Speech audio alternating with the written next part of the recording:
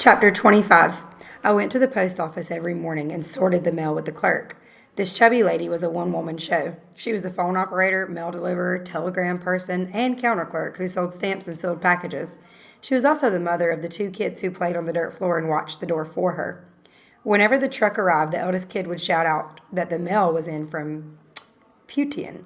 His mom would come out, and I would help her carry it in. When she was out on her bike delivering the mail, her mother in law took over watching the children in the switchboard. No matter how shabby, the post office was a crucial message center. It held my hopes and dreams. I sat on the doorstep, played with the kids, and looked for the green post office truck coming from Putin each morning. Whenever it came, my heart would race and my head would begin to throb with anticipation. One fine autumn day, the kid yelled as usual, and his mom and I carried an unusually large load. She threw me the stack of mail, the sorting of which had become my routine, and I clawed through it carefully and quickly. A large registered envelope dropped out of the stack. The return address looked familiar. Beijing First Foreign Language Institute. It was addressed to Comrade Chindai. I jumped up and screamed at the clerk. She handed me a pair of scissors and I slit open the envelope. In one simple sentence, the letter informed me that I had been admitted into Beijing's Language Institute's English department and that I was expected to report on campus within a month. I ran home as fast as I could. Mom, Dad, and the whole family were on hand to congratulate me. We studied the letter and the information they had sent about the department and the college. The picture of the college was a treasure. My dream had come true. I would be off to Beijing to study English. I would be the first one in the history of Yellowstone High to do so. Now I had a future, a bright one. In a few years, I would be fluent in English, could go to work for the foreign ministry, and would converse in that fine language with the fine people in an elegant international setting. Other things would follow, and I would be able to take care of my wonderful family and give them all that had been denied to them. Though I had never set foot outside my country, and Putin was the largest city I'd ever been to, my mind had wings and it traveled far away. I made a list of people I should visit before I left. Professor Wee was at the top. She had been away traveling with her sister since I took the test, but now she was back. I took 2 ducks and visited her one afternoon. She opened the door and made me tell her what had happened. I said we should talk inside. She said she couldn't wait another second. Beijing First Foreign Language Institute, I said. She said she couldn't believe it. She jumped up and down like a small child and said she was so glad she wanted to hug me and thank me for being such a good student. We hugged and she rested her head on my shoulder. I felt her tears on my white shirt. She was having a good time. I promised to write and report all my progress to her. She looked at me and shook her head slowly, still incredulous. Her hands cupped her delicate face as she stood in her doorway waiting until I disappeared into the woods. Of course, her mean dog was still angry at me.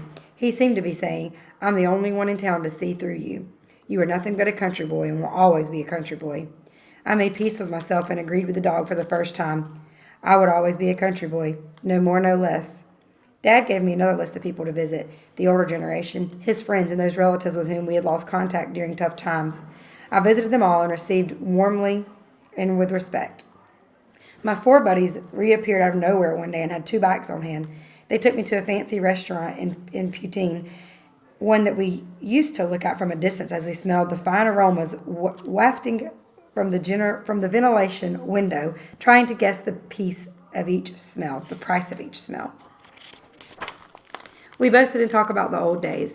Mogong took off his old leather shoes and said I would need them in a cold city like Beijing. We went to a photo studio and froze our memory in a black and white picture. Meanwhile, at home, we were getting worried about Jin's admission. He was a little older than the usual college student, and we suspected that someone might have been marking him for trouble. With his score, he should have received letters from colleges by now. The whole family was caught between us two. I was in the celebrating mood, while he still awaited in agony. There had been cases where applicants with high scores had been left out by clerical error. He began to go to the post office just as I had, waiting every day. He too played with the kids and helped the lady clerk with her routine.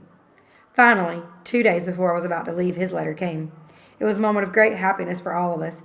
Mom and Dad, who were hardened by many years of suffering and deprivation, rarely revered their emotions. But now I saw Dad collapse into a chair, bury his face in his shaking hands, and weep. Mom sat down also and let loose a torrent. Everyone was sniffling. 30 years of humiliation had suddenly come to an end. 2 sons had been accepted into leading universities the same year. Mom and Dad never dreamed of such a day. They thought we were finished. Kicked around in school, I'd almost dropped out many times. Jin had been forced to quit school at the age of 12 to become a farmer with nothing to look forward to but blisters on his tender hands, being spat upon by older farmers, and doing back-breaking work that had taken away 10 prime years of his life. There had been no hope, no dreams, only tears, hunger, shame, and darkness.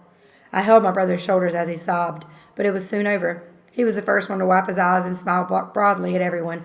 All the tears were ended. During the next 2 days, Jen threw himself into packing for me as I went around bowing and thanking everyone in the neighborhood.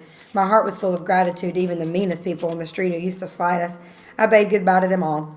They were touched and shook my hand firmly. They said they would try to take care of my parents while Jen and I were gone. I thanked them again. On the days of my departure, we got up early. Mom prepared the cows and pigs I had promised the gods and Buddha. She made them with flour and water and painted them red. I kowtowed them 1,000 times and thanked the gods for making my dream come true. Mom gave me an embroidered silk bag filled with dust from the incense holder and a pinch of soil from Yellowstone. She asked me to carry it with me to Beijing and to spread it around on the ground when I got there. It would ensure protection from the gods and Buddha at home. I hid the bag safely in the middle of my wooden trunk. After breakfast, I checked my train ticket for the last time. Dad, my sisters, and Jen had borrowed bikes and were coming to Putain to see me off at the bus station. I hugged Mom at the door again. She cried, but a smile shone through her tears.